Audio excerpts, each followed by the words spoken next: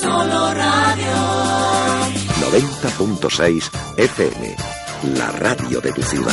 Solo Radio. Nudis te lo pone fácil. Reforma tu baño, quita tu vieja bañera, evita riesgos de caídas y ponte una ducha extra plana.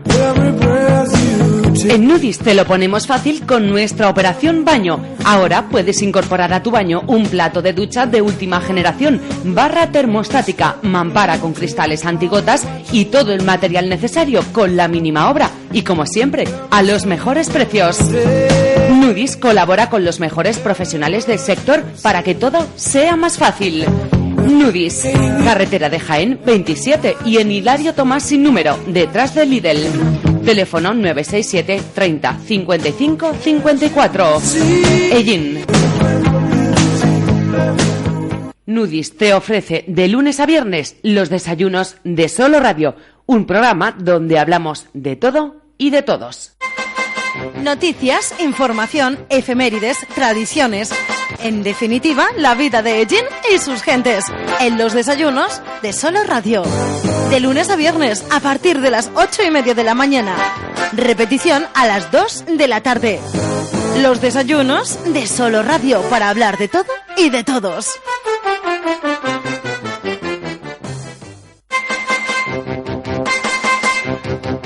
Pues sí, así es, aquí comienzan los desayunos de Solo Radio, un día más a tu lado, en la edición correspondiente en este caso al 28 de junio de 2017. Saludo cordial de José Aurelio Martínez, muy buenos días, si nos están escuchando en directo, buenas tardes, y lo que están haciendo es escuchar la repetición que de este espacio les ofrecemos justo después del informativo central Primera Plana, y esto es en torno a las 2 y algunos minutos. Depende también un poquito de la información y de la cantidad de noticias que tengamos que ofrecerles en ese tiempo. Por lo tanto, buenos días, buenas tardes, según los casos, o también cualquier otra fórmula de saludo, ya que a su disposición y colgados en nuestra web en ellinsoloradio.com tienen los desayunos diarios. Y no sé exactamente cuándo habrán decidido descargarlo y escucharlos, con lo cual, pues eso, la salutación es la más variada que se puedan imaginar.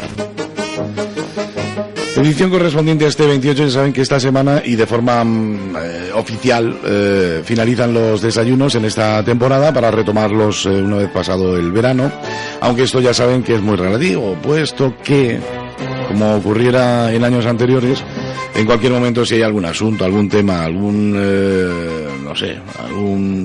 alguna causa de actualidad que nos obligue, entre comillas, a realizar este programa, pues ya saben que dejamos también la puerta abierta a la realización de algún programa especial de los desayunos a lo largo del próximo, bueno, iba a decir próximo verano, del verano en el que nos encontramos ya. Y hoy queríamos tener unos desayunos, como siempre, muy especiales.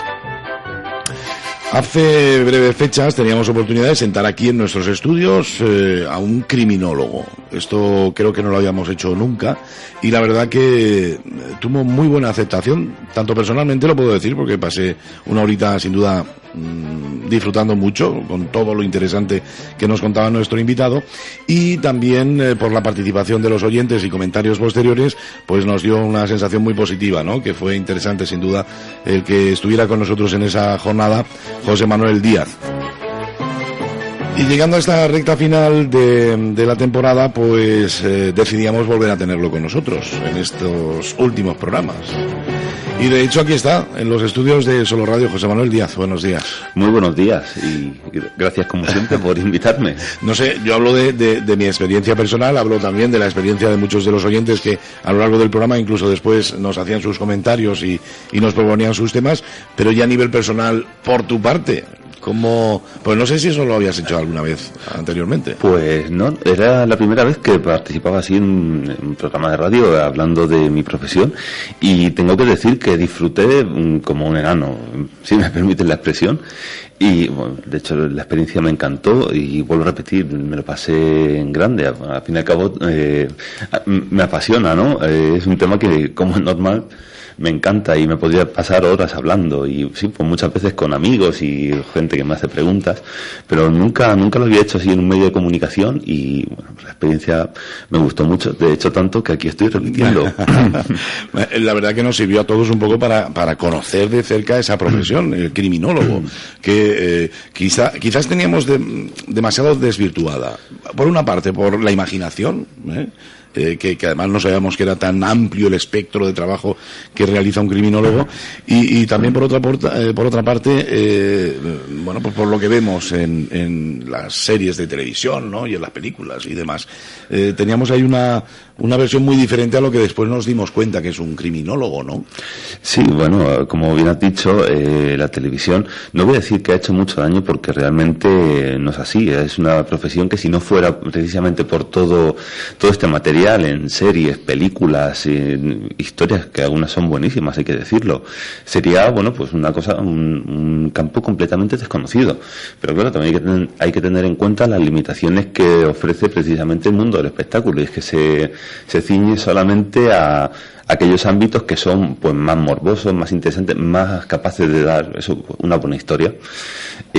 Así que bueno, vuelvo a repetir, no es por desgracia, ya que si no, creo que nadie nos conocería, ¿no? Pero claro, obviamente una visión más realista también hace falta de vez en cuando, una visión un poco más con los pies en la tierra, ¿no? Y realmente, bueno, pues la profesión dista mucho de todo esto que se nos plantea, pero bueno, también tiene algunas cosas en común, y son, para mi gusto, mejores en la realidad que en la ficción. Sí, eso no lo comentabas, ¿no? Que muy bonito que se pueda ver el trabajo que se desarrolla en una serie de televisión, es más apasionante en la vida real, ¿no? Por supuesto, mucho más difícil de lo que se nos muestra, porque resolver casos en un solo día es prácticamente imposible, pero muchísimo más apasionante. Sí, en un solo día difícil, casi imposible, o imposible, pero en una hora que dura el programa, menos todavía, ¿no? Sí, menos, mucho menos. Pero bueno, sí que hay veces que en poquito tiempo se puede hacer una hipótesis de lo que ha ocurrido, pero realmente la resolución tarda muchísimo más. Una de las cuestiones, José Manuel, que en torno a este tema me planteaban a raíz del programa anterior, era si hay mucha diferencia entre países, ¿no?, con la labor del criminólogo, y las posibilidades de desarrollar ese trabajo, ¿no? ¿Esto es así? ¿Es tan sencillo como parece en algunas ocasiones en algunos países y tan difícil en otros? Desgraciadamente sí. Aquí, por ejemplo, está francamente difícil. De hecho, criminólogo como tal, hay solamente una plaza creada en el Ayuntamiento de Benidorm, y es la única que hay en todo el país. No me digas. Sí. Hace poquito pudimos ver el nacimiento de la Asociación de Criminólogos de Valencia. Hay otras asociaciones más en proyecto, pero vamos, aquí está muy en pañales, ¿no? Luego, si lo comparamos con otros países como Estados Unidos, donde ya hay una tradición y ya es una figura que se incorpora a los cuerpos y fuerzas de seguridad del Estado, pues ahí es relativamente más fácil, ¿no? Sin irnos tan lejos como en los Estados Unidos, en Gran Bretaña, por ejemplo, también ahí es difícil, porque no es una profesión que tenga ni mucha gente que la estudie o que se forme en ello, ni muchos puestos de trabajo, pero sí que es cierto que en ciertos ámbitos se contempla la colaboración de la figura del criminólogo, ¿no? Por ejemplo, desde el ámbito penitenciario hasta incluso la intervención con menores. Cuando tenemos típico, bueno, es una palabra que no, es una expresión que no me gusta mucho, pero la delincuencia juvenil, la intervención con este tipo de menores, pues se contempla que colabore un criminólogo. Aquí, desgraciadamente, no se hace así. Bueno, sí que se prevé que participen, como todos sabemos, psicólogos, trabajadores sociales, que hacen muy buen trabajo, pero vuelvo a repetir, la figura del criminólogo como tal no se contempla. Pues no sabíamos que estaba tan apartado de la vida real en nuestro país la figura del criminólogo, que en otros países, la verdad, que el trabajo que se desarrolla y la ayuda para la resolución de muchísimos casos es obvia, ¿no? Y clara. Claro. El ejemplo de Estados Unidos, el de la serie Mentes Criminales, pues en este caso es un caso real, es decir, es una unidad del FBI que realmente existe, la unidad de análisis de la conducta.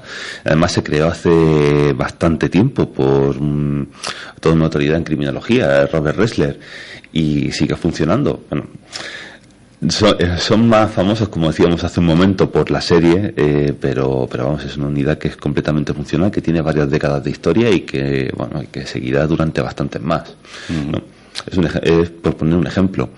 Otro ejemplo es el que he puesto hace un momento en Gran Bretaña. Es decir, se contempla en varios campos de actuación, ¿sabes?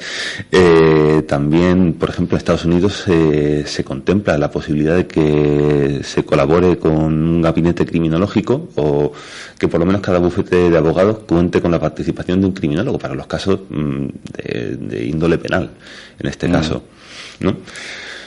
Lo dicho, es un campo bastante amplio, pero aquí está todavía, es muy joven. La verdad es que aunque el título se oferta desde hace bastante tiempo, lo que es el desarrollo profesional hay que decir que es todavía muy joven y claro, pues de momento pues achaca ciertas carencias.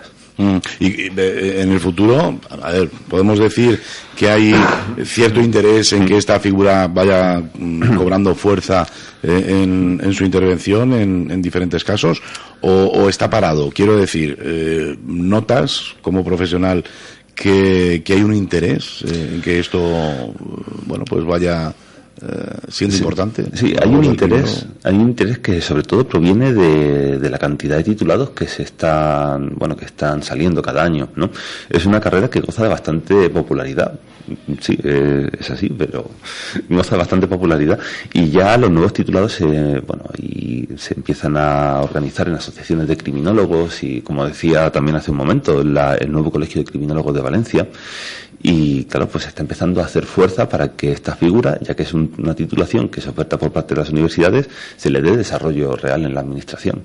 Claro, a ver, lo que estás diciendo es grave, ¿no? Se está ofertando por las universidades, la criminología, pero ¿qué salida tiene? Realmente no hay salida, ¿no? Si partimos de la base que como nación no se utiliza la figura del criminólogo prácticamente, en plan particular, tampoco es que podáis desarrollar mucho el trabajo, con lo cual ofertar pues criminología a aquellos que se sientan atraídos por cursarla, ¿para después qué? Sí, después qué? Ese es uno de los problemas. También hay que decir que, por otro lado, gran parte de los estudiantes son ya miembros de la policía, por lo general. En mi caso, el 90% de mis compañeros eran policías, ¿no? Ajá. Y claro, ya tiene un poquito más de sentido.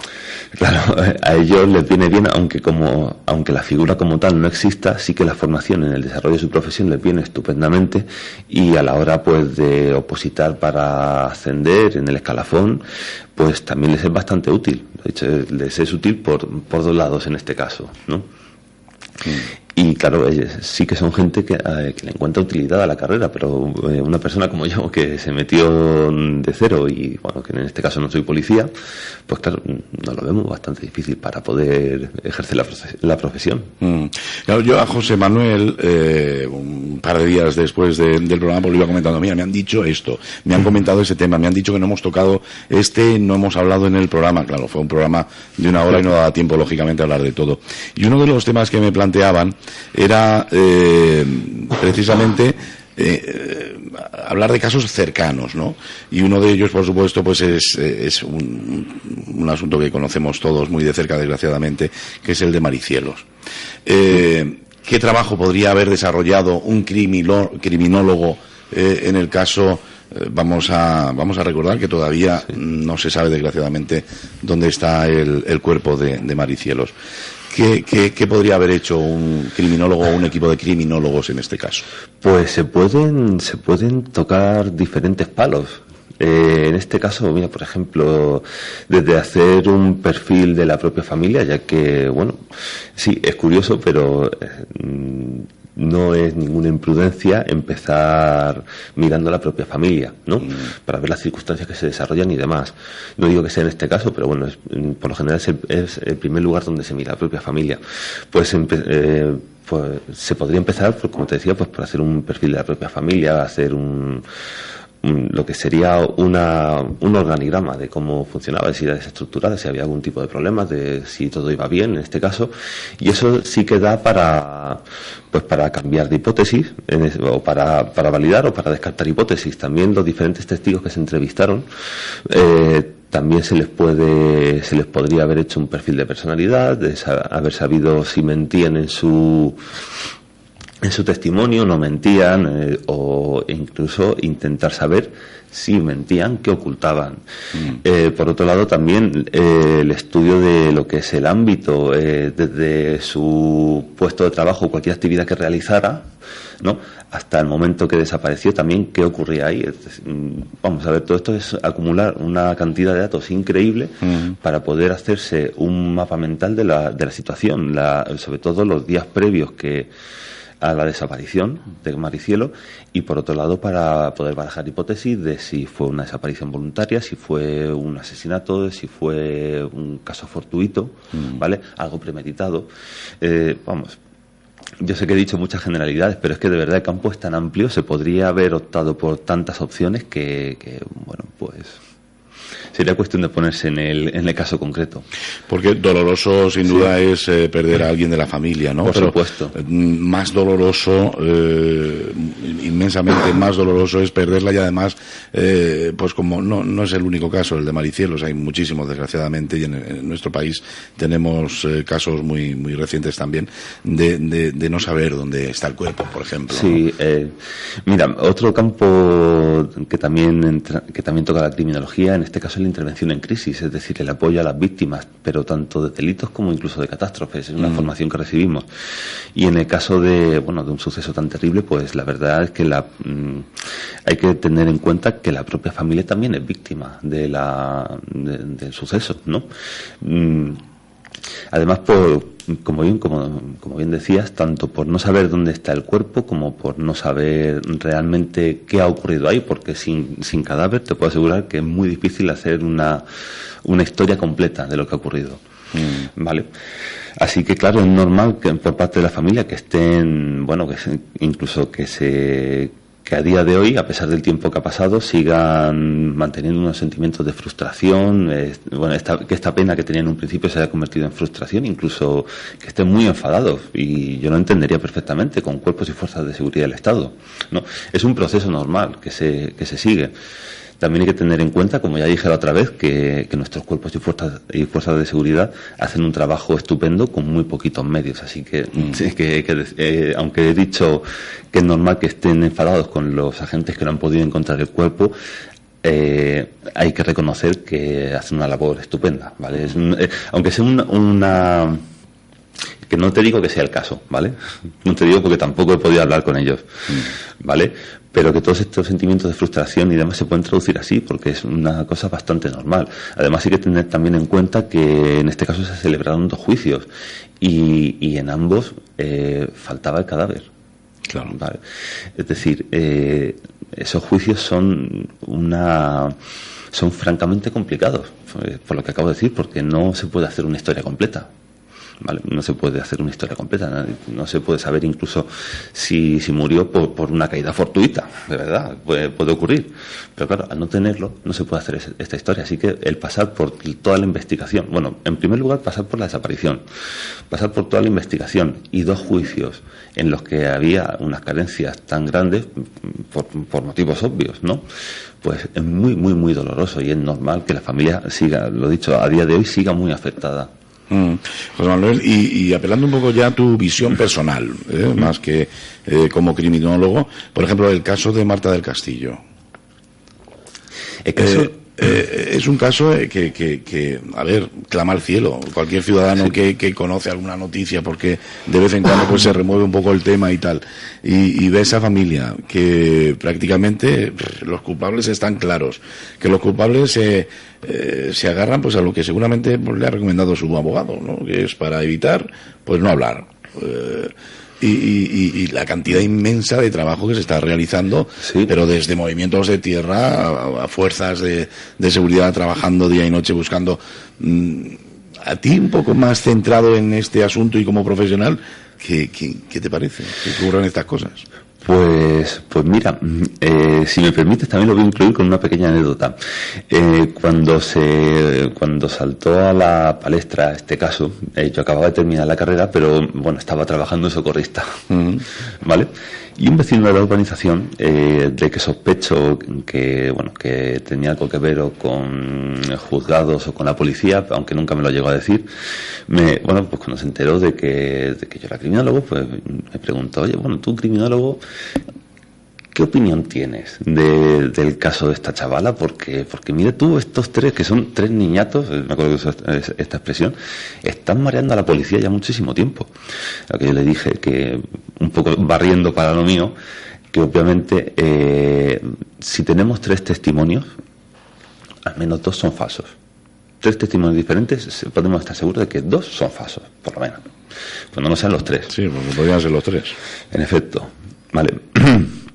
Que en este caso yo hubiera optado por hacer un test, ¿vale? Que es un test de veracidad a los testimonios, para saber si mentían o no, o para saber cuál de ellos mentían. Pero sobre todo había una cosa que a mí, a pesar de la poquita información que nos llega a través de los medios, porque hay que reconocer que lo que nos llega a través de telediarios, prensa escrita, programas de radio como en este caso, claro, no es el sumario del caso en sí. No, vamos a ver, básicamente porque los profesionales que en este caso dan la noticia no son expertos en derecho, no son abogados de profesión, son periodistas. No, así que la información desde las fuentes policiales hasta que llega al espectador, pues se pueden perder cosas, ¿no? Pues lo dicho, aún contando con esto, con este sesgo en la información, yo hubiera optado por eso, por decir, bueno, pues sí, al menos dos testimonios son falsos, y parece ser, o al menos yo tenía una sospecha bastante grande de que quien fuera los había enseñado a testificar, los había enseñado a aportar ese testimonio, además en el momento oportuno y de la forma oportuna, para seguir mareando, en este caso a la policía sevillana, y sin que llegaran a tener, como en el caso de Maricielo, un cuerpo ni una serie de pruebas concluyentes, ¿no? Así que, claro, pues habría que saber discernir qué parte de ese testimonio es su vivencia personal y qué parte de ese testimonio es lo que les han enseñado a decir. La verdad que clama al cielo, ¿no? Y cualquier ciudadano que escucha todo esto, a mí me lo dejan, los meto en una habitación y no salen hasta que me lo digan, ¿no? Somos demasiado permisivos con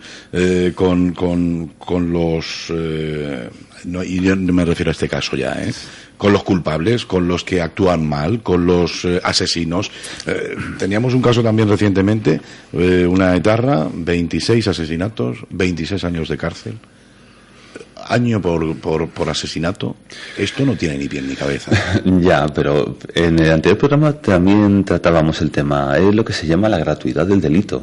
En nuestro ordenamiento tenemos una serie de reglas que, bueno, un abogado podría explicar con mucho más detalle que yo, sobre todo teniendo en cuenta la última modificación de nuestro Código Penal, pero es lo que se llama un concurso real de delitos, y aunque se han endurecido bastante, pero hay que reconocer que si matas a 26 personas, a 25 años de cárcel, vale, eso que se te juzgue, se te sentencie y se te halle culpable de los 26 asesinatos, a 25 años de cárcel, son 650 años. Eso para mí se llama cadena perpetua. Ya lo sé, pero bueno, hay que tener en cuenta que no va a poder cumplir los 650 años. Bien. Va a poder cumplir una serie de años limitada, y precisamente por la propia biología de la persona. En el caso de las cadenas perpetuas, pero José Manuel, sí. Vale, estoy de acuerdo. Sí. No puede cumplir todos los años que debería estar en la cárcel por haber dejado a veintitantas familias sin uno de sus integrantes. De acuerdo. Pero lo que no puede ser es que a los 26 años esté en la calle. Habrá que ver, en primer lugar. No debería ser así. Yo me pongo en la piel de esos familiares y yo no lo vería justo. Justo. Es que ahí estás No, hablando en la... A ver, yo te estoy dando la visión de un ciudadano de a pie, claro, ¿no? Que seguramente coincido, o no lo sé, con muchos de los oyentes que tenemos en este momento, que por cierto no se lo he dicho, pero en la emisión matinal pueden participar si quieren en directo, a través del 967 30 53 21, y si quieren enviarnos un correo electrónico lo pueden hacer a participallin@soloradio.es. Yo digo, estoy hablando desde el punto de vista más llano, yo eso no creo que haya nadie, a no ser que esté muy metido en el tema y conozca mucho la ley y pueda llegar a sus conclusiones precisamente con ese apoyo de información y de datos que a nosotros quizás nos quedan muy lejos, pero yo no lo veo justo y no creo que nadie pueda ver eso justo. Obviamente no se ve justo, y sobre todo es que además has puesto ahí el dedo sobre un caso de terrorismo, ¿no? Aunque sí que tengo que decir que por lo general los casos de terrorismo son para cogerlos con pinzas, ¿vale? De hecho todos los casos no se puede menospreciar ningún caso, siempre hay una historia previa, una persona que ha hecho algo por algún motivo. Es decir, la imagen del monstruo que tenemos tan asimilada a través de las películas y las series, realmente te puedo decir que yo no me he encontrado con ninguno, ¿vale? Gente que sea la maldad encarnada, no me lo he encontrado. Así que, lo dicho, hay que ver, y los casos de terrorismo también hay que tener en cuenta, que además también se estudia en la carrera. Y me acuerdo cuando tratábamos el tema de cómo se llega a ser una persona de este tipo, y bueno, pues hay una serie de pasos previos, hay una fase de adoctrinamiento muy grande, hay una presión social también que los acaba empujando a entrar en ese círculo, y pues es un tema que hay que atajar, pero que se tiene que atajar por otras vías, ¿vale? Antes de que ocurra.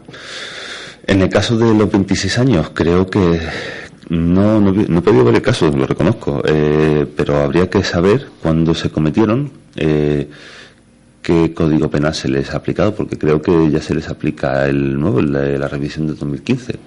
Y en ese caso, si no estoy equivocado, sí que se contempla la cadena perpetua revisable. ¿Vale? Si se le ha aplicado una sentencia de 26 años, no tendría que ver los entresijos de la sentencia, los fundamentos de hecho y los fundamentos de derecho sobre todo, ¿vale? Porque lo dicho, en nuestro Código Penal es bastante claro, incluso la revisión anterior para los delitos de terrorismo contemplaba hasta 40 años. ¿Vale?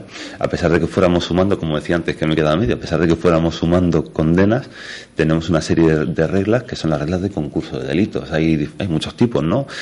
Pero en este caso, en los delitos de terrorismo se contemplaba el ir sumando condenas hasta los 40 años, lo cual a nivel efectivo era una cadena perpetua.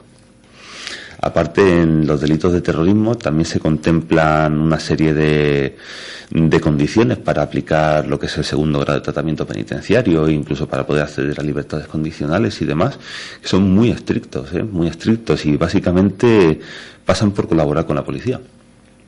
Básicamente. Pues serán muy estrictos, pero ya te digo, personalmente, y a nivel, como digo, en este aspecto de un desconocedor absoluto de todo esto, no veo algunas veces la relación causa-efecto. No la veo.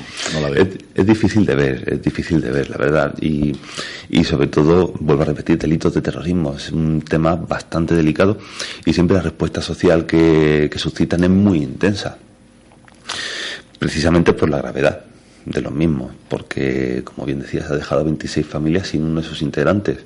Lo ha hecho en nombre de una causa que, bueno, es más que cuestionable, ¿no? Claro que la gente se enfada mucho, claro que no lo ve justo y claro que pide condenas más duras. Sin embargo, además, me voy a referir a una frase que leí hace un tiempo, referida a los atentados, en este caso de tipo islámico. Se debe evitar legislar en caliente, es decir, el legislador es una persona que sí que tiene que hacer caso a la sociedad, por supuesto, pero no se puede dejar llevar por la rabia que suscita cierto tipo de delito, porque puede cometer un error bastante grave al elaborar esa ley. Hablo del legislador, bueno, de los comités y los grupos de personas encargados de redactar las diferentes leyes. Hay que tener también en cuenta la realidad. 26 años en una cárcel. Yo pude ver el módulo 1 de Foncalent, que es donde suelen ir a parar esta gente, y 26 años ahí es una condena muy dura, ¿eh? Pero son 26 asesinatos. Ya lo sé. Sí, será muy duro, pero es que es lo que le desearía cualquiera a esta persona para el resto de su vida, no para 26 años. Obviamente, si te paras a pensar, esos 26 años pueden ser tranquilamente el resto de su vida. Una persona que pase ahí tanto tiempo, créeme, además es una cosa que digo con bastante pesar, no me alegro en absoluto. Pero cuando se sale de un módulo así, de un centro así, después de 26 años, prácticamente eres un muerto en vida, ¿vale? Porque la cárcel tiene un efecto curioso, y es que destruye los mecanismos de socialización de la persona, ¿no? Y además los destruye bastante rápido. De hecho, se baraja unos 7 años. Una persona que pase 7 años en la cárcel se considera muy difícil de recuperar, cuando no en muchos casos completamente irrecuperable, precisamente porque se han destruido todos esos mecanismos que son los que nos permiten vivir en la calle, los mecanismos de socialización. Los estadounidenses tienen una palabra que es institucionalizarse, pero bueno, a mí no me gusta mucho ese término, aunque sí que es más conocido también por la televisión. Así que te vuelvo a repetir, en muchos casos estamos hablando de una persona que ha pasado 20 años en la cárcel y es literalmente un muerto en vida. Tú has estado trabajando en una cárcel, con lo cual esta pregunta seguro que no la puedes responder muy bien, que es otra. Yo este programa, como el anterior, voy un poco por sensaciones personales y también pues eso, de conversaciones con amigos, ¿no? Puede ser muy dura la estancia en una cárcel, ¿pero todo el mundo pasa igual el tiempo en una cárcel? No todo el mundo lo pasa igual, también depende de las habilidades que tenga el interno, desde la duración de su condena, del tipo de delito que sea, ¿vale? Pero, perdón, en cualquier caso, te puedo asegurar que una estancia en la cárcel no es agradable para nadie. Esto que dicen, ahora que vemos tanto por la tele, no es que se van a la cárcel, parece que van de vacaciones. Realmente no es así. Están en un centro en el que les dicen a qué hora tienen que levantarse, a qué hora tienen que irse a la cama, cuándo comer, qué pueden no comer, qué pueden llevar puesto. Sí, es muy duro vivir así. Yo, de hecho, recuerdo una escena que me pareció particularmente triste, que fue cuando la primera vez que entré al patio del centro de cumplimiento. Bueno, me explico, yo hice un practicum en Foncalén, en el psiquiátrico penitenciario, pero sí que tuvimos unos días en los que fuimos al centro de cumplimiento, a la cárcel normal, ¿vale? Y era el patio del módulo 2. Y aquello fue muy, pero que muy duro de ver, porque era una jungla, literalmente. Estaban en paz, no había... a lo mejor al decir que era una jungla, los espectadores se han montado una imagen de que ahí estaban cuchillos en manos y demás, ¿no? Pero ese ámbito social en el que se unían por pandillas, por etnias, por tipo de delito, había diferentes. Por ejemplo, había un grupo que en este caso se vendrían a ser los gitanos, había otro que eran los inmigrantes latinoamericanos, ¿vale? Si no se asocian así, no sobreviven. Hay gente que se queda aislada y te puedo asegurar que la estancia, por corta que sea, es muy, pero que muy dura. Así que, vuelvo a repetir, esto de que a la cárcel se va de vacaciones es completamente falso. Bueno, hablaremos un poquito más adelante, porque hay algunos que salen de la cárcel y salen eufóricos, salen muy bien, no sé si es porque saben que en el exterior les espera pues una vida bastante agradable y les ha dado un poco igual pasar por la cárcel, ¿no? Ahora hablamos de ello porque está relacionado con otro tipo, que además es otro de los temas que nos proponían en el programa anterior. La cárcel cumple su función. La cárcel, en principio, pues la función que creo tiene es la reinserción después ¿no? En efecto. ¿La cumple actualmente o no? Porque también estamos hartos de ver casos de, por ejemplo, violadores que pasan un tiempo a la sombra, como se suele decir, salen y nada más salir reinciden. Sí. ¿Cumple su función la cárcel? Ahí me voy a remitir a unas palabras del propio trabajador social de Foncalén. Creo que ya las mencioné en el anterior programa.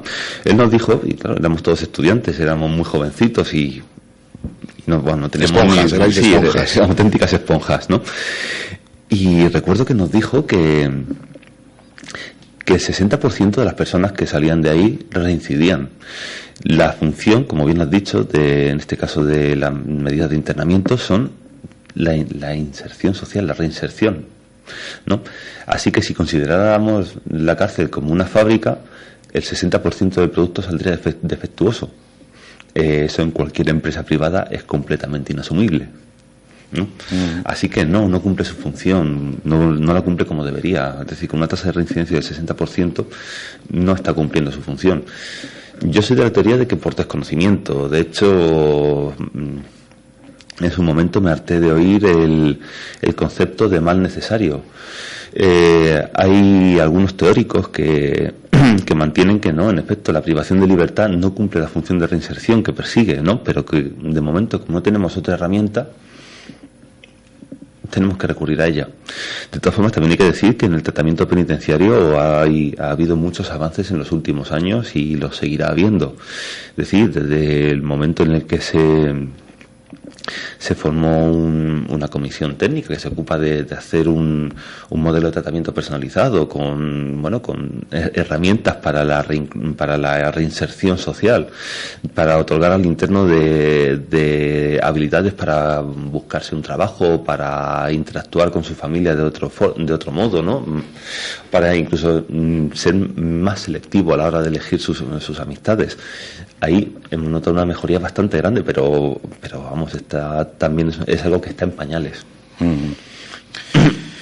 Bueno, pues en fin, sí, suele ocurrir. Sí, hay otro caso al que tú has hecho mención, de caso de violadores y demás. Te puedo contar algo un poco más extremo. Un señor, ¿vale?, que tenía diagnosticado un trastorno antisocial de la personalidad. En este caso, estamos hablando de una psicopatía, tal cual, ¿vale? Y que él, además, esto lo conozco por referencias porque el jefe del equipo de psicólogos era también profesor nuestro. Y decía que se tomaba sustancia en prisión como una fase de aprendizaje, es decir, lo que no sabía hacer él por sí mismo, ya lo iba a aprender de alguna otra persona ahí.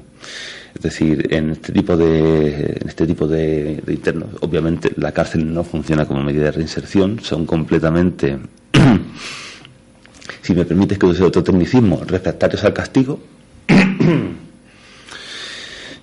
Y no se pueden reinsertar, así no se puede, no están dispuestos a dejar de lado su carrera delictiva, a deponer su actitud, ¿no? Y siguen, de hecho, lo dicho, es que se lo tomaba como una especie de aprendizaje, de doctorado en criminalidad.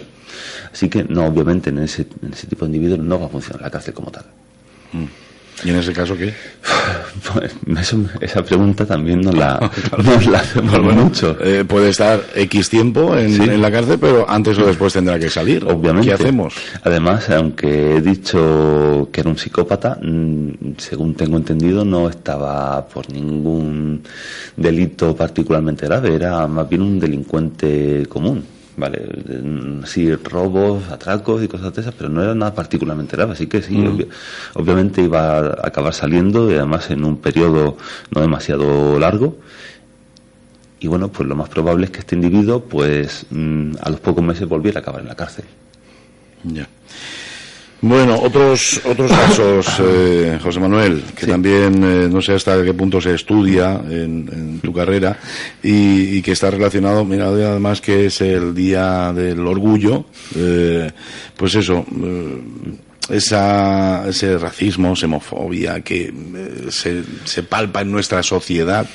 Y que en algunas ocasiones tiene condicionantes sin duda graves por actuaciones que ahora además con las redes sociales es muy fácil de ver por ahí, y cuando digo por ahí no estoy diciendo en otros países, estoy diciendo incluso en el nuestro. Esto casi podríamos decir que es propio de la sociedad, no ocurre en todos los países en mayor o menor medida, y las consecuencias, pues bueno, sí que van un poco ya dependiendo de cada país, ¿no? Pero esa forma de actuación de la sociedad, no sé, sobre algunas cuestiones que bastaría simplemente pues conseguir una máxima, que es vivir y dejar vivir, ¿no? ¿Qué nos lleva a comportarnos así con nuestros semejantes? Pues muchos factores. Aquí esto es más campo de la sociología que de la criminología, pero bueno. Pero hay una serie de factores condicionantes, vamos a ver, desde el estado de evolución de la propia sociedad, que no hay más que mirar, por ejemplo, a sociedades islámicas en las que se pena con la muerte. Aquí tampoco hace, desgraciadamente, tanto tiempo que todavía teníamos vigente la ley de vagos y maleantes. Es decir, a una persona, por el hecho de gustarle o sentirse atraídas por personas de su mismo sexo, era sujeto de ir a la cárcel, tal cual, ¿no? Y además con penas bastante duras y con una serie de tratamientos pseudomédicos. Digo pseudomédicos porque en las escenas que cuentan algunas de las personas que desgraciadamente han pasado por ello, que nos traen más a la cabeza la imagen de un campo de concentración que de una cárcel en el siglo XXI, o en este caso a finales del siglo XX, pero claro, en la sociedad en este caso lo asumía, lo veía como normal, nadie se le ocurría protestar contra esta ley de vagos y maleantes. En un país islámico muy poca gente, a no ser que sea Amnistía Internacional o alguna asociación de este tipo, se le ocurre protestar contra las penas de muerte en este caso a gays, ¿no? Es una cosa muy, a mí es que me parece tan propio de una sociedad primitiva, ¿no? Y si hablamos ahora de la situación actual, hay gente que en efecto que sigue sin asumir esa diversidad, sí, como bien decías hace un momento. Es muy fácil decir vive y deja vivir, convivamos todos en paz, o como decía María Jesús ayer, cuando normalizamos la diversidad lo que nos queda es convivencia. Es una frase que fue muy acertada, la verdad. Pero hay mucha gente que no, y hay que tener en cuenta, bueno, para empezar, la reacción adversa que nos causa siempre el encontrarnos con una realidad que es diferente a nuestros valores, ¿vale? Y todavía existen en nuestro país gente que se educa en valores pero que muy tradicionales, ¿no? Parece ser que no se... En ese caso cuesta adaptarse a una serie de valores nuevos en una sociedad que cambia tan rápido, ¿vale? Por otro lado también están las personalidades dogmáticas, que es una cosa que a mí siempre me ha llamado mucho la atención. Las personalidades dogmáticas las podemos ver en tribus neonazis, hablo tanto como de neonazis como de redskins, que son lo mismo pero del otro signo político, sí. ¿Vale?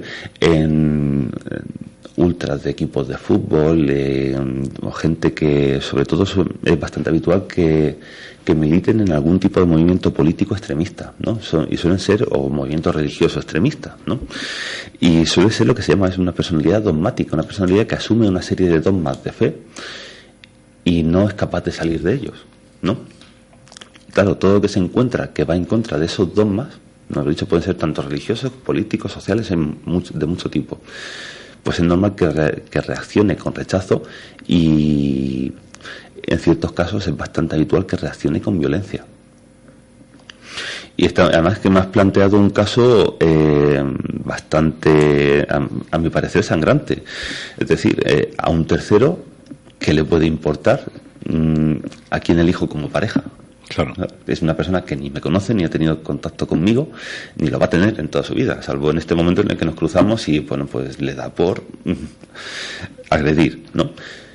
Claro, pero consideran en muchos casos lo que consideran es una agresión tan grande a sus propios valores que reaccionan con una respuesta de violencia, además, e incluso se adoctrinan en que son un mal que debe ser erradicado. De hecho, tristemente hemos oído declaraciones no tan lejanas en el tiempo en el que se les acusaba de enfermos, se les acusaba, bueno, recuerdo de cierto politicastro que los comparaba a la zoofilia, ¿no? Pero, es decir, eso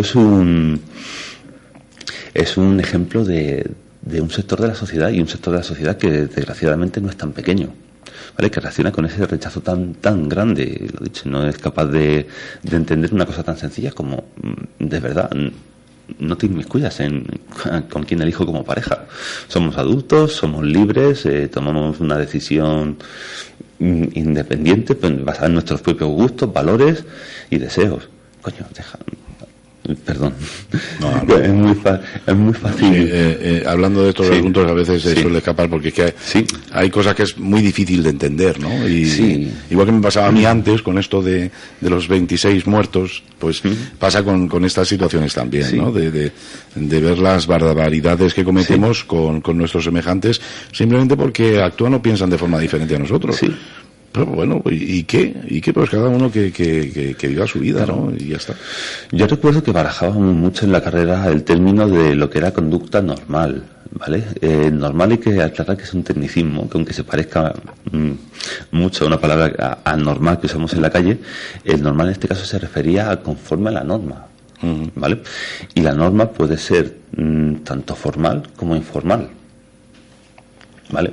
Y en este caso, hasta hace bien poquito, desgraciadamente, el sentirte atraído por personas de tu mismo sexo no era conforme a la norma social más aceptada, ¿no? Por eso, claro que sí, en ese momento causaba unas reacciones bastante más graves y bastante más crueles, incluso. Además, es que, perdona que divague un poco, pero es que me estoy recordando precisamente con las actividades de esta semana que ha habido, bueno, que están habiendo en Madrid, con respecto al World Pride, se recurrió a un reportaje de los 90, estamos hablando de los 90, hace 20 años escasos, en el que, bueno, pues, además era un reportaje de un telediario en el que había declaraciones homófobas de diferente índole, incluso una parte bastante amplia de este reportaje se la llevó Jesús Gil, en el que, bueno, pues manifestaba con un desparpajo y con una impunidad ante las cámaras que había estado a punto de fichar a un jugador, pero se había enterado de que era gay y ya no lo había querido fichar porque no quería tener eso en su vestuario. Es decir, eso era bastante normalizado. Esa conducta homófoba en aquel momento era la norma, ¿vale? Por suerte está cambiando. Aún queda mucho camino por recorrer, pero vamos, y dentro de este camino está el erradicar estas personas, como decía hace un momento, que consideran una agresión tan brutal a su propio sistema de valores que acaban reaccionando con violencia. A ver, porque voy a hacer un poco de abogado del diablo. Puede haber algún oyente que esté escuchando y diga, bueno, vale, sí, pues entonces vamos abriendo nuestra mente, la vamos abriendo tal, y conseguiremos que todos seamos poco menos que máquinas, todos con un mismo pensamiento, muy amplio, pero el mismo pensamiento. No se trata de eso. Cada uno puede tener sus valores, puede actuar en su vida, pues respecto a su forma de pensar. Pero hay un paso más que sería el obligar o intentar obligar a los demás que piensen como tú, y esto es lo complicado y lo que nos lleva a las fricciones entre seres humanos. Están muy bien tus valores seguramente y para ti mucho más, pero hay otros que piensan de formas diferentes. Lo que se ha dicho siempre, ¿no? Cuando tu libertad entra en la de los demás, pues entonces ya habría que valorar, ¿no? Dónde tenemos que dejarlo, dónde tenemos que parar. Pero las libertades son para todos y igual que nadie, pues tiene por qué reprochar a alguien que tenga una idea, vamos a decir, antigua de la familia, pues tampoco hay que hacer lo contrario, ¿no? O sea, el intentar imponer mis pensamientos a otra persona, además de ahora actualmente ser imposible, porque a nadie le podrás hacer, si tienes poder para ello, actuar durante un tiempo en alguna situación como tú quieres, si tienes poder para ello, pero no le puedes hacer cambiar su forma de pensar, ¿no? Y siempre que haya respeto por los demás, pues esa forma de pensar puede ser tan respetable como las demás. En efecto, vamos a ver, yo creo que es posible que una cosa que he dicho anteriormente dé para malos entendidos, y es esta formación en valores tradicionales. No es algo que yo considere como malo a priori, ¿vale? Lo que sí que ponía el punto es cuando estos valores se convierten en dogmas de fe para la gente. Recurrimos otra vez a lo que te decía, la personalidad dogmática, ¿no? Obviamente, claro que cada uno puede tener la familia como le parezca. Precisamente podemos utilizar el mismo argumento para unos y para otros. Si unos sujetos no son susceptibles de que se les agreda por elegir parejas de su mismo sexo, otros tampoco son susceptibles de que se les critique el decidir formar una familia estilo más tradicional, ¿no? Aquí el problema está en cuanto hay una agresión. Es decir, esto es un ilícito en toda regla, ahí ya no hay discusión, ¿vale? Todos somos muy libres y muy felices todos somos muy libres y muy capaces de buscar la felicidad, siempre y cuando no nos inmiscuyamos en el terreno del otro, ¿vale? Obviamente tampoco vería bien que se tratara de imponer unos valores igual que te he dicho que estas personas agreden porque lo consideran una agresión, tampoco considero que se tenga que imponer los valores contrarios. Es decir, es una simple cuestión, y vuelvo a remitirme a tus palabras, de vivir y dejar vivir, de vivir todos en paz y ser conscientes de que cada persona tiene el derecho de buscar su propia felicidad, como mejor le parezca. Ya está. Es así de sencillo. Personalmente, pues lo que está ocurriendo ahora mismo en Madrid durante estos 10 días, nada en contra. Me parece muy bien que se unan y que pues que, no sé, se hagan presentes de alguna manera, pero igual puedo pensar que hay una serie. Ayer, por ejemplo, terminábamos el programa y veíamos unas fotografías y tal, y decíamos, que hay que ver, ¿no? Entonces, igual toda esa celebración, de alguna manera, pues tiene partes que a mí me parecen auténticas charlotadas y creo que, bueno, pues no tendrían por qué, pero, pues, bueno, yo no voy a ir allí a pinchar en las ruedas de los autobuses ni nada de eso. No. O sea, pues bueno, pues ya está. Vamos a dejar que todo el mundo exprese, pues eso, siempre que no llegue a agredir, como tú decías, a los demás, ¿no? Claro. En este caso, además, es que también has puesto, bueno, yo me he referido a la agresión como hecho excepcionalmente grave, pero vamos, la foto a la que te refieres sí fue de una escena de vandalismo. Tampoco hay derecho a hacer eso. Es que, de hecho, el vandalismo es un delito en las circunstancias que sea y lo realice quien lo realice. Sí, a ver, esa acción que estábamos viendo en esa fotografía se hace dentro de una semana. A ver, íbamos a poner como ejemplo, iba a decir, a ver, ¿quién es el más, por decirlo así, machote de toda España, ¿no? Julio Iglesias. Lo hace Julio Iglesias y lógicamente, pues seguramente terminaría, pues no sé, en la cárcel o como mínimo con una multa, ¿no? Sí, claro. Pues en este caso, todo eso tampoco puede tapar otras cosas. El comportamiento debe ser también... o sea, no puede llegar el momento que esté todo permitido, ¿no? No, por supuesto. Y lo vamos a dejar aquí porque estamos hablando de algo que nuestros oyentes no han visto y no saben a qué nos referimos. Sí. Igual están ahí, pero bueno, son fotografías de estas que pueden ver en las redes sociales, ¿no? Que a lo mejor en otra situación pues tendría consecuencias y no sé si las tendrá en este caso por la celebración decíamos de este momento en Madrid. José Manuel. Sí. Vamos a cambiar de tema porque estoy viendo que se nos pasa el tiempo y nos quedamos en el otro programa tocando el tema muy de pasada y no me gustaría que hoy nos pasara lo mismo. Y si hablamos de actualidad, tenemos que hablar de esa actualidad que nos está llevando a ver cada día, ya no es cada 2 o 3 días, cada día, políticos entrar, salir de los juzgados, de la cárcel. De alguna manera nos preguntaban también en el programa anterior que desde el ámbito del criminólogo si esto se estudia también, ¿no? La situación que estamos atravesando ahora en nuestro país con tantísimo político chorizo. ¿Esto se estudia o no se estudia? Sí, lo que ocurre es que en mi época de carrera el tema político no estaba tan candente. De hecho, el único caso más mediático que había por aquella época era la Operación Malaya. Ajá. Pero el profesor, que era bastante guasón, nos ilustró la portada del tema, cuando nos pasó los apuntes, nos colgó para descargar y demás, nos ilustró la portada del tema con una foto de Mario Conde. Así que también, al fin y al cabo, también es delincuencia socioeconómica, ¿no? Obviamente, claro, se toca el tema y se toca además desde un punto de vista, como ya decía en otros programas, de una preocupación creciente, precisamente por una serie de factores que son tan peculiares a este tipo de criminalidad, ¿vale? El primer lugar es que la sociedad ha necesitado una situación tan excepcional como la que tenemos a día de hoy para darse cuenta de que los perjudicados somos todos, somos la propia sociedad, ¿no?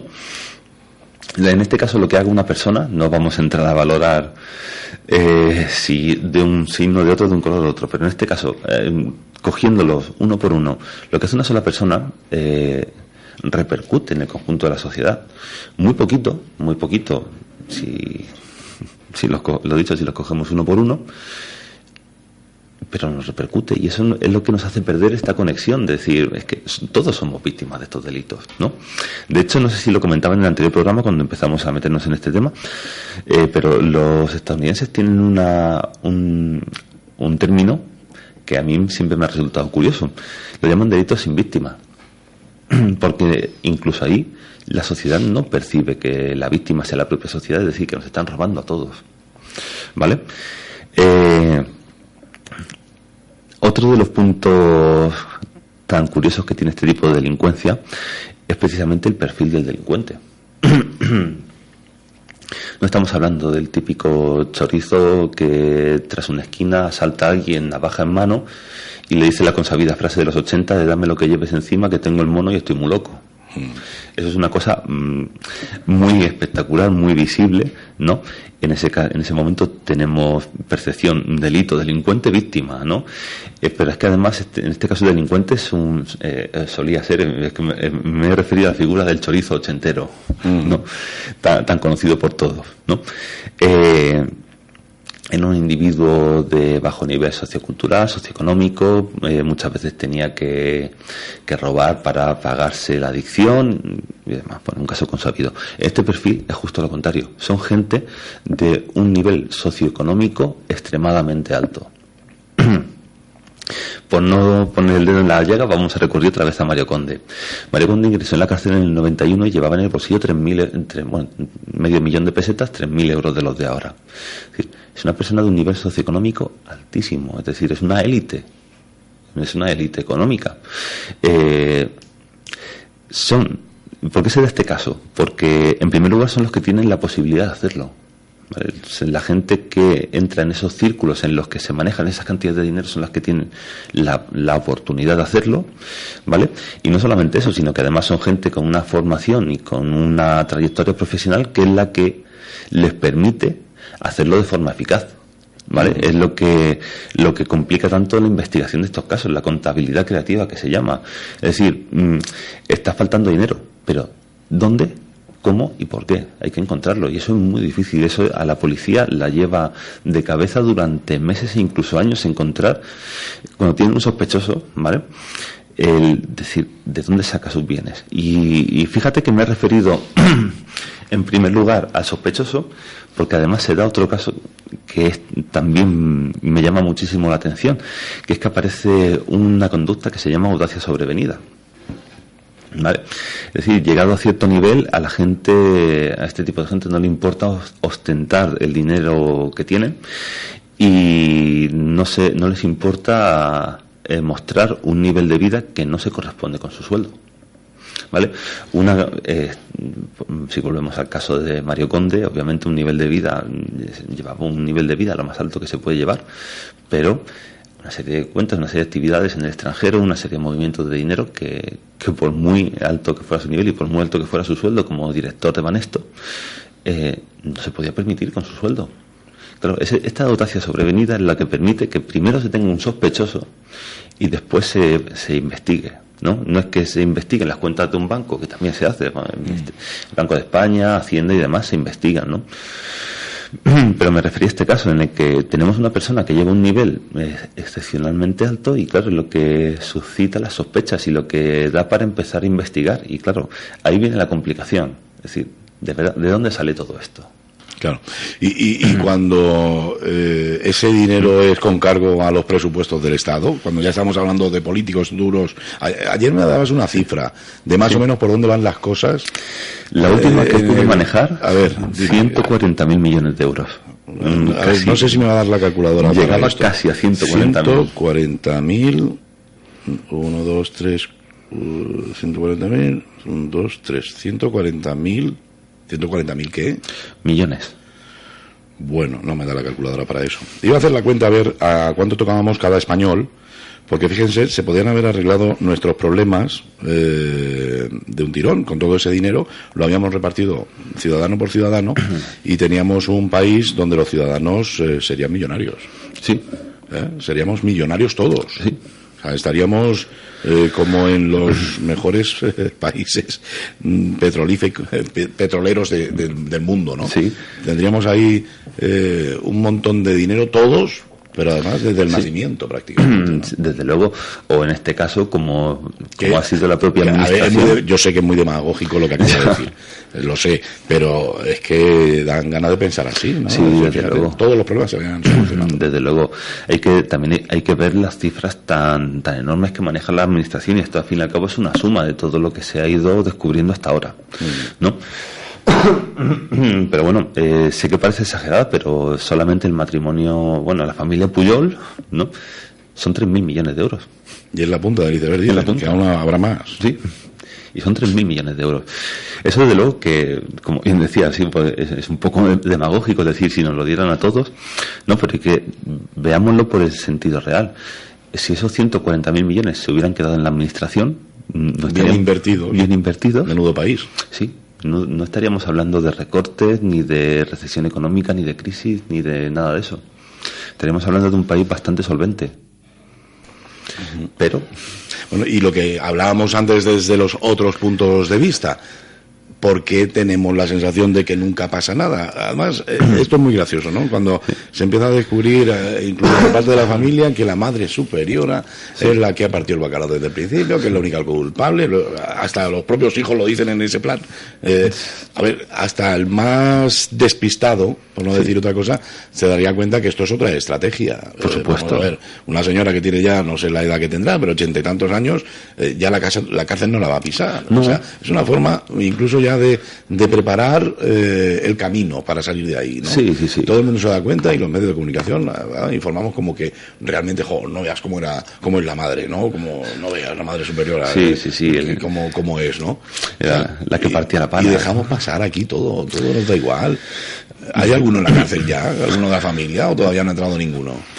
Yo vi una noticia al respecto, creo que fue la semana pasada o la anterior, pero que era ni sí ni no, sino todo lo contrario, y creo que sí que todavía en la calle. Pero ¿y estas cosas por qué pasan en este país? Pues eso era otro de los puntos. Porque una persona que roba, suena demagógico, pero es así, no sé, roba en un supermercado para comer, termina en la cárcel tan pronto, y en estos casos pasa el tiempo. Y luego 4 días, pues lo decía antes, cuando decía, alguno sale de la cárcel y sale sonriente y sale mejor que entró luego, ¿no? Será porque tiene la conciencia clara de que fuera le espera otra vez la vidorra que llevaba, ¿no? ¿Por qué? Porque tenemos... Obviamente, eso es otro punto que me he quedado a mitad y no he podido llegar a él. Ese es otro punto precisamente el que con más preocupación se tocaba cuando estudiábamos este tipo de delincuencia, era la tibieza social.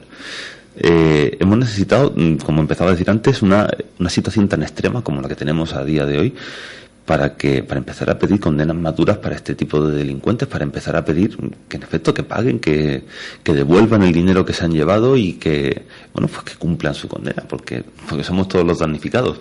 Pero hasta hace bien poquito no teníamos esa conciencia, así que la propia sociedad no demandaba cárcel para este tipo de individuos, ¿no? Y vuelvo a repetir, eso era un tema que se tocaba con muchísima preocupación, porque muchas veces eran unas condenas completamente irrisorias, y las fianzas, lo que para cualquier ciudadano de a pie podría suponer una fianza imposible de pagar, es decir, te la imponen y vas a la cárcel sí o sí, para este perfil es calderilla, ¿vale? Es decir, son fianzas millonarias, pero para una persona que se mueve en estas cantidades tan exageradas de dinero, una fianza así es prácticamente calderilla, ¿no? Claro, eso evita que en muchos casos vayan a prisión preventiva, que es lo que también ocurre muchas veces. A la espera de juicio, si el juez puede decretar prisión preventiva, pues claro, la eluden, ¿no? Aparte, también hay que reconocer que el nivel de los abogados y los equipos de abogados a los que pueden acceder, Obviamente son gente capaz de encontrar cualquier entresijo legal, por pequeño que sea, si no para librar a su cliente de la condena, sí que para por lo menos minimizarla todo lo que sea posible, ¿no?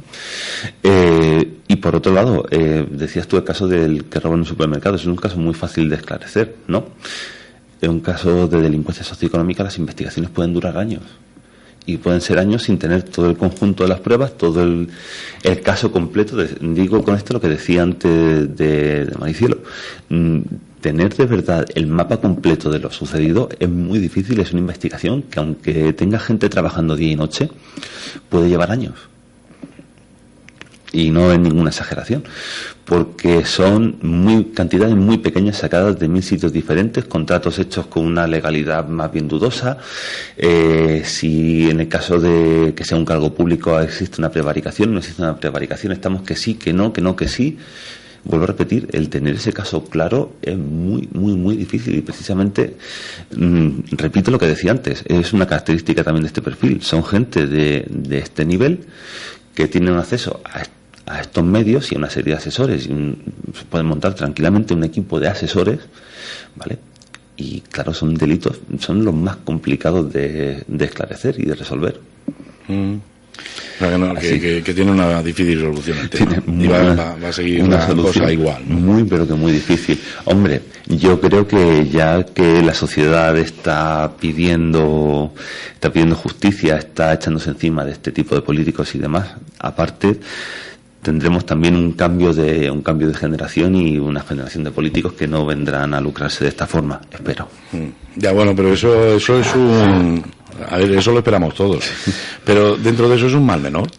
Es la salida de la avestruz, ¿no? Claro. Meter la cabeza y ya decir, bueno, pues ya pasará lo que tenga que pasar. Y lo que ha pasado, pasado está. Sí, no, a mí eso me indigna, la verdad, claro, me indigna. Lo que ha pasado, pasado está, no. Hay que seguir investigando, hay que seguir imputando y hay que seguir condenando. Pero pasan 5 años sí. Rápido, prescribe todo y ya no ha pasado nada, ¿no? Ya.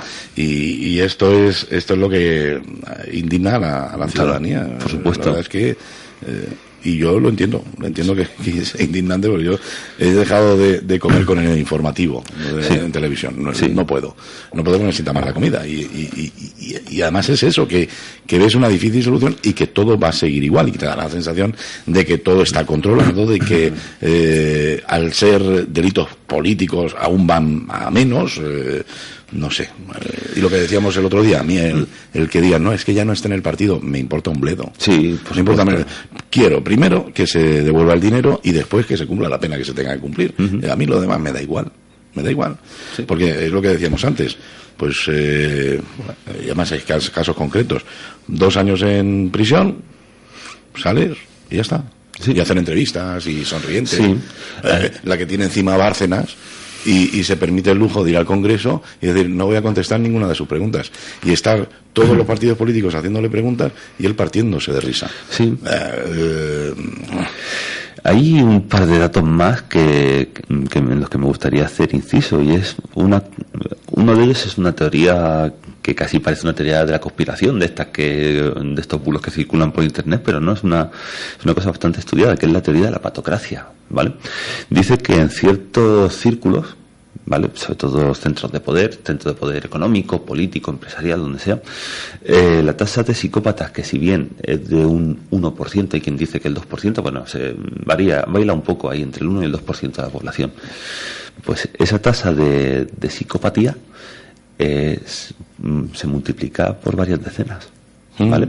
Así que no sería de extrañar, porque yo obviamente no lo he tratado, no lo he podido diagnosticar, ¿no?, que si ves este desparpajo en el Congreso y ves como un señor a que se le imputan hechos tan graves como la financiación ilegal del partido que en este momento nos gobierna, es decir, si nos paramos a pensar, la imputación es muy, pero que muy grave, ¿no?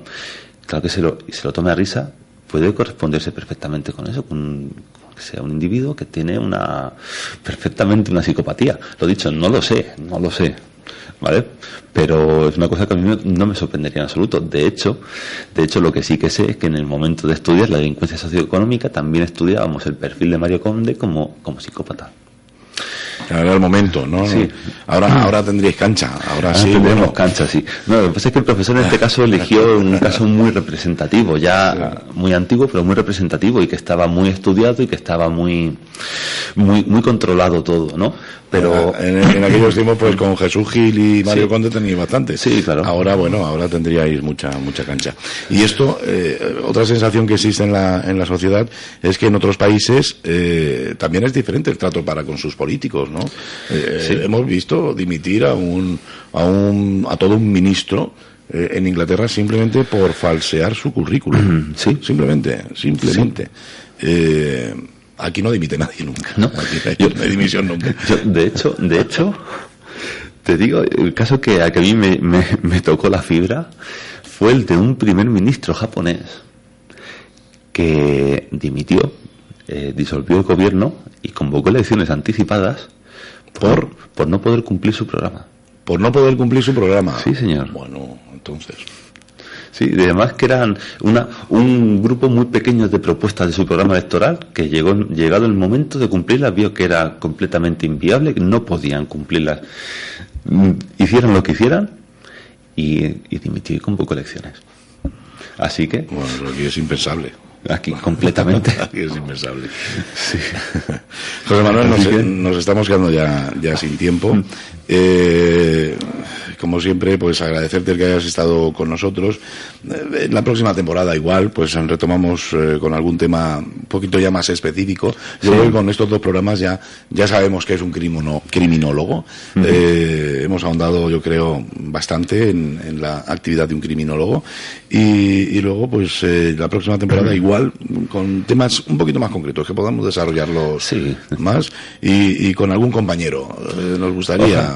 Ojalá podamos. Que algún compañero de profesión pueda estar con nosotros y que nos dé también otros puntos de vista, ¿no? De esta profesión que nos ha resultado sin duda muy interesante, mucho más que antes.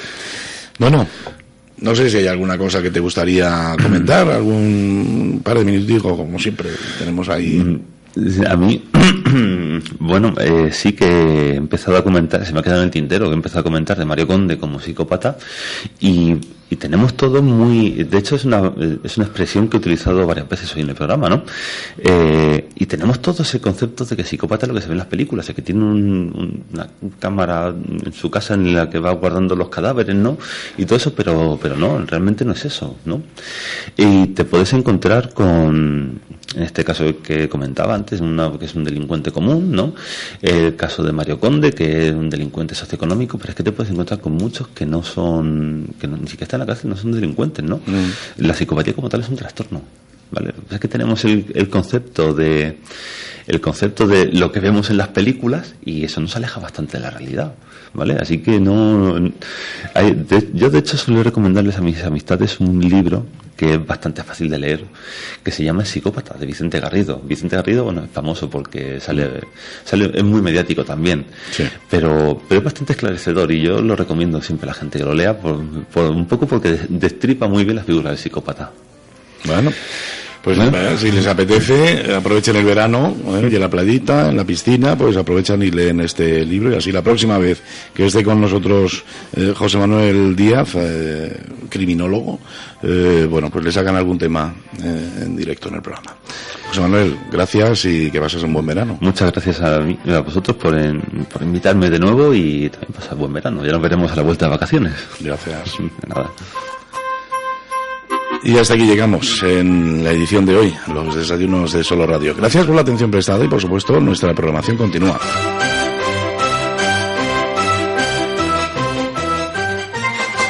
Noticias, información, efemérides, tradiciones. En definitiva, la vida de Ellín y sus gentes. En los desayunos de Solo Radio. De lunes a viernes, a partir de las 8:30 de la mañana. Repetición a las 2 de la tarde. Los desayunos de Solo Radio, para hablar de todo y de todos. Nudis te ha ofrecido los desayunos de Solo Radio. Nudis te lo pone fácil. Reforma tu baño, quita tu vieja bañera, evita riesgos de caídas y ponte una ducha extra plana. En Nudis te lo ponemos fácil con nuestra operación baño. Ahora puedes incorporar a tu baño un plato de ducha de última generación, barra termostática, mampara con cristales antigotas y todo el material necesario con la mínima obra. Y como siempre, a los mejores precios. Nudis colabora con los mejores profesionales del sector para que todo sea más fácil. Nudis, carretera de Jaén 27 y en Hilario Tomás sin número, detrás del Lidl. Teléfono 967 30 55 54. Ellín.